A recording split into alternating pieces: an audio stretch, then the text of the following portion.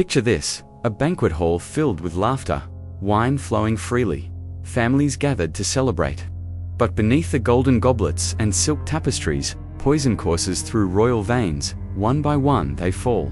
Brothers, sisters, cousins, uncles all dead, all murdered, all by the same hand that will soon wear the crown. This is not a tale from fiction. This is the true story of Selim the Grim, the Ottoman Sultan who painted his path to power with the blood of his own family. A man so ruthless that even his own father feared him. A ruler who turned kinship into a death sentence and made fratricide an art form, but here's what will chill you to the bone. He didn't just get away with it. He was celebrated for it, praised as a strong leader, remembered as one of the greatest sultans in history. The very same hands that strangled his nephews, poisoned his brothers, and orchestrated the systematic elimination of every possible rival to his throne were the hands that expanded an empire and conquered nations. How does a man murder his entire bloodline and still become a legend? How does a kingdom not only accept but applaud the slaughter of its royal family? And most disturbing of all, how did Selim the Grim convince an entire civilization that mass murder wasn't just acceptable, but necessary? Tonight, we descend into the darkest corners of Ottoman history, where family dinners ended in death, where brothers became executioners, and where the very concept of mercy was seen as weakness. This is the story of a man who proved that sometimes the most terrifying monsters are those who wear crowns. In the year 1470, in the sprawling palaces of the Ottoman Empire, a child was born who would redefine the very meaning of family loyalty. Selim was not the eldest son of Sultan Bayezid II, nor was he the most beloved. But from his earliest days, those who knew him whispered of something dark lurking behind his eyes, something that made even seasoned warriors uncomfortable. The Ottoman court was already a place where death and power danced together like lovers in the shadows. But what Selim would do went beyond the typical palace intrigue. He would transform murder into policy, genocide into governance, and fratricide into a royal tradition so normalized that future sultans would see it as their birthright. Selim's first taste of blood came not from battle, but from betrayal. When he was just 16 years old, he discovered that his elder brother Ahmed had been secretly meeting with enemy envoys. Most brothers would confront each other, perhaps argue, maybe even fight. Selim did something different. He waited. He watched. He planned. On a moonless night in April of 1486, Ahmed's favorite servant brought him his evening meal. Hidden within the honeyed lamb was a substance that would make Ahmed's last hours a symphony of agony. The poison, extracted from the belly of a particularly venomous snake found only in the deepest caves of Anatolia, worked slowly. First came the sweating, then the convulsions, then the slow, inevitable paralysis of every muscle in his body. Ahmed died, aware but unable to scream, his eyes wide with the horror of realization. But Selim wasn't finished. He had learned something intoxicating about murder. It solved problems in ways that diplomacy never could. His brother Korkut, a gentle soul who preferred poetry to politics, became the next target. Selim couldn't risk having a brother whose very existence reminded the people that rulers could be kind. The elimination of Korkut was masterful in its cruelty. Selim arranged for bandits to attack Korkut's caravan while he traveled to visit a distant monastery. But these weren't ordinary bandits. They were Selim's own men, disguised and instructed to make the death look like a tragic accident. Body was found days later, mutilated beyond recognition, with just enough evidence to suggest he had died defending innocent pilgrims from ruthless thieves. The court mourned. Selim wept publicly at the funeral, his tears so convincing that even his father embraced him in shared grief. But in the privacy of his chambers, Selim celebrated. 2 obstacles removed, but so many more remained. His systematic approach to familicide was breathtaking in its thoroughness. Selim understood that to truly secure power, he couldn't simply eliminate direct threats. He needed to destroy the entire bloodline to ensure that no cousin, no nephew, no distant relative could ever challenge his authority. This wasn't just murder. It was genealogical warfare. The next phase of his plan targeted his uncles. Sem Sultan, who had been living in exile in France, received what appeared to be a reconciliation letter from Selim. The message spoke of forgiveness, of family unity, of a desire to heal old wounds. Sem, desperate to return to his homeland, believed these words. He traveled back to Ottoman territory with hope in his heart and poison in his future. The reunion dinner was a spectacle of false warmth.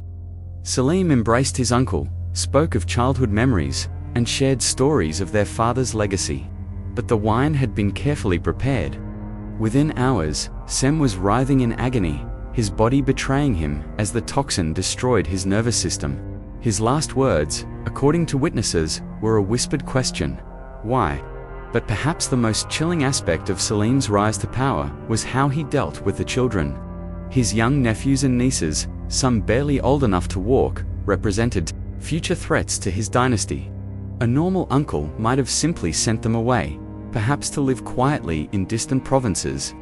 Selim chose a different path.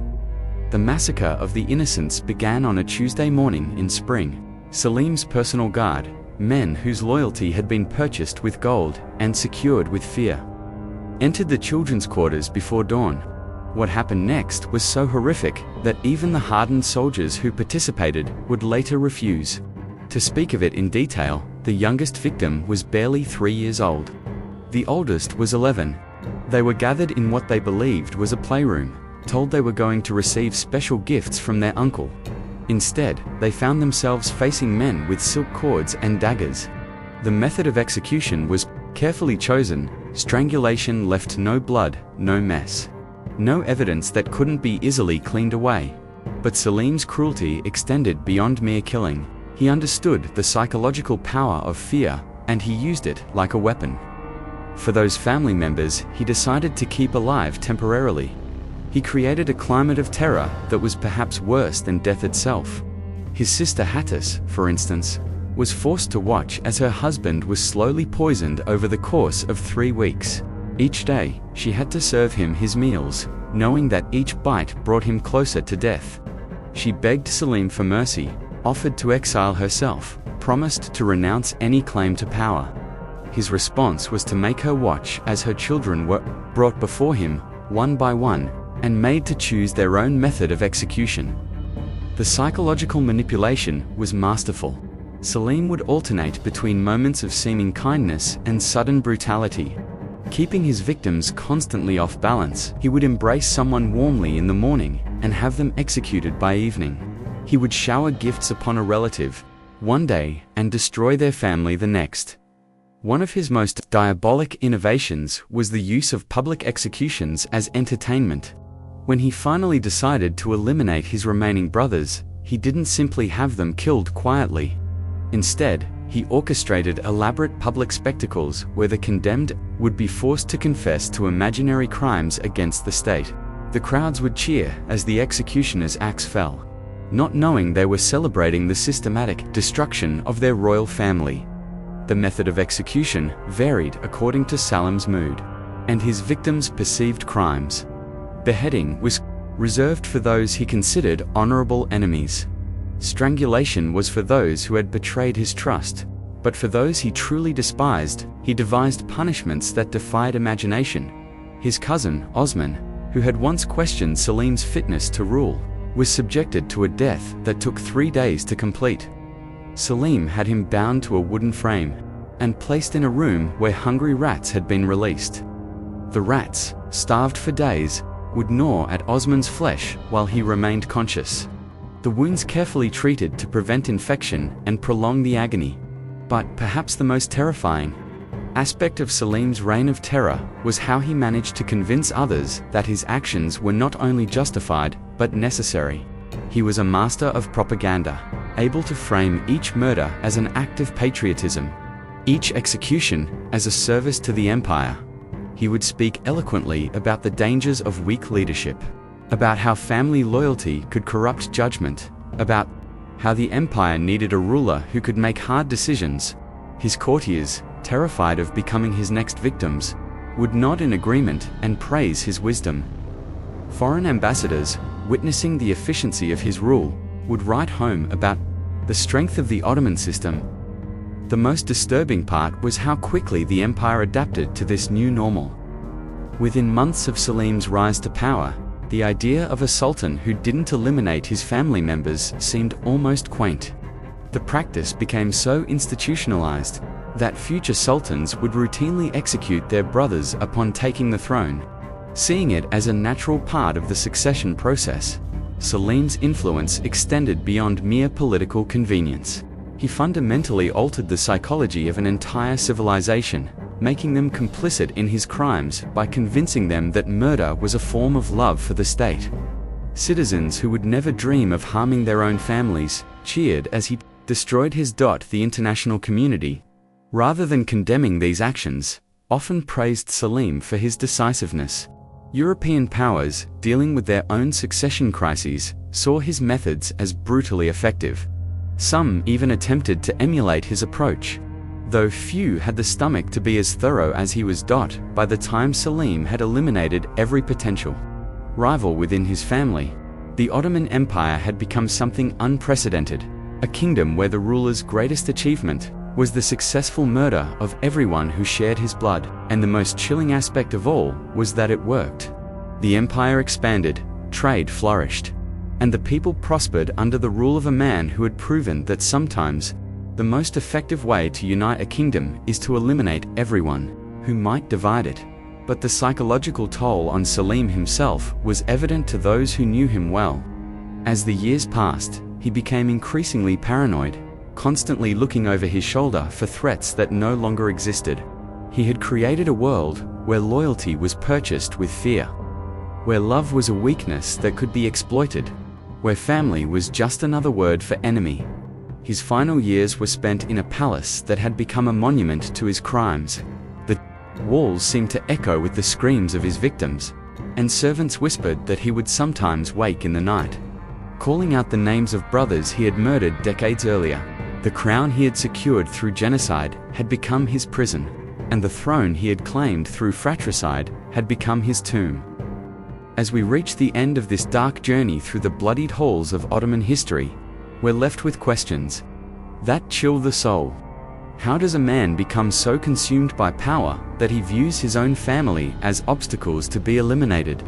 How does a civilization not only accept but celebrate such monstrous behavior? And perhaps most disturbing of all, how many other Selims are there, hidden in the shadows of history, their crimes forgotten or rewritten as heroic acts?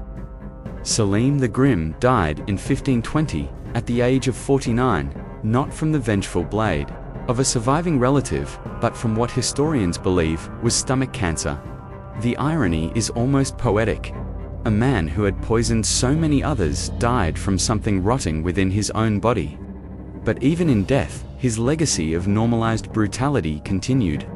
His son, Suleiman the Magnificent, would go on to expand the empire even further, building upon the foundation of fear and absolute authority that his father had created through systematic murder. The Ottoman Empire would continue this tradition of fratricide for generations, with each new sultan routinely executing his brothers and male relatives upon taking the throne. What Selim had begun as a personal campaign of elimination became an institutionalized practice that would claim hundreds of innocent lives over the centuries. The law of fratricide became so accepted that Ottoman princes would grow up knowing that their ascension to the throne meant the death of everyone they had ever called brother. But here's what should truly terrify us. Selim's story isn't unique. Throughout history, power has had a way of corrupting even the most basic human bonds. From the Roman emperors who murdered their own children, to the medieval kings who eliminated their siblings. From the Chinese dynasties that practiced systematic fratricide to the modern dictators who have turned family gatherings into opportunities for assassination. The pattern repeats itself with disturbing regularity. What makes Selim's case particularly chilling is how successfully he transformed murder into policy.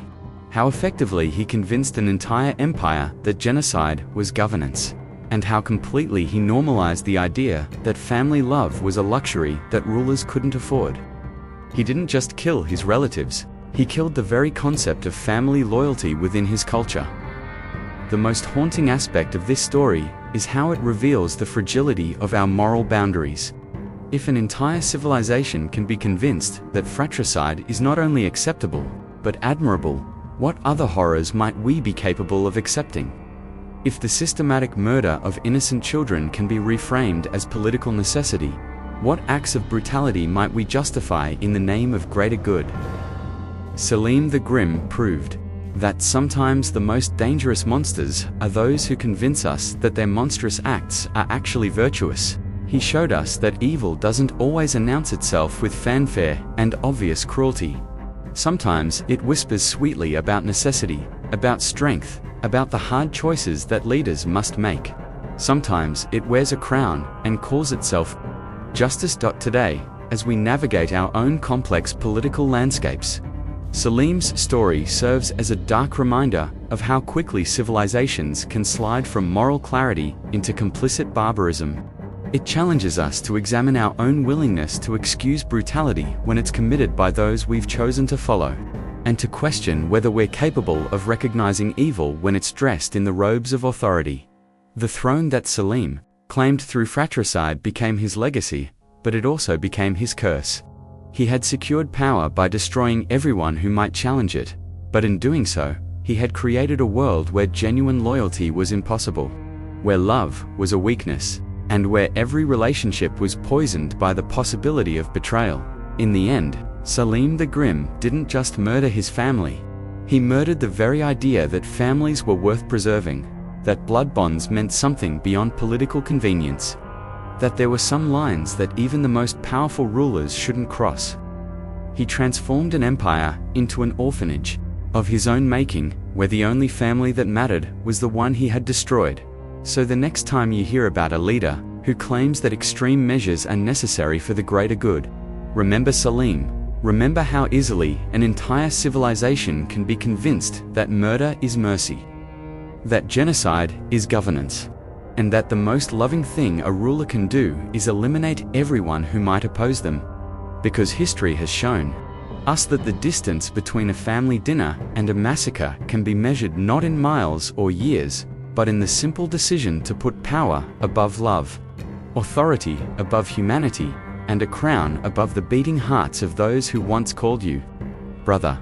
The throne Selim claimed through blood remains empty now, but the lessons of his reign echo through the centuries, reminding us that the most terrifying monsters are often those we choose to follow, and that the most dangerous evil is the kind that convinces us it's actually good in the shadows of history. Selim the Grim stands as a testament to the darkest capabilities of human nature, and a warning that the line between civilization and barbarism is far thinner than we'd like to believe. His story ends, but the questions it raises about power, family, and the price of absolute authority will haunt us long after the last echo of his victim's screams has faded into silence.